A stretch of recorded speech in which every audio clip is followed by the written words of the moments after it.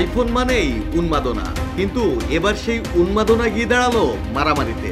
নতুন আইফোন 17 বিক্রির প্রথম দিনেই ভারতের অ্যাপল স্টোরগুলোতে দেখা দিল বিশৃঙ্খলা। মুম্বাইয়ের বিকেসি জিও সেন্টার থেকে দিল্লি, বেঙ্গালুরু সর্বত্রই একই দৃশ্য। ভোর থেকে লম্বা লাইন, শত শত মানুষ দাঁড়িয়ে নতুন আইফোন 17, অ্যাপেল ওয়াচ আর এয়ারপড প্রো 3 কেনার জন্য। কিন্তু লাইন ভাঙা, ঠেলাঠেলি আর পরে হাতাহাতি। ভিডিওতে ধরা পড়লো সেই চাঞ্চল্যকর মুহূর্ত। প্রত্যক্ষদর্শী মোহন যাদব বলছেন, সকাল থেকে লাইনে থেকেও নাকি তিনি ফোন কেনার সুযোগ পাননি। অভিযোগ, নিরাপত্তা কর্মীরা দায়িত্ব পালন করেন।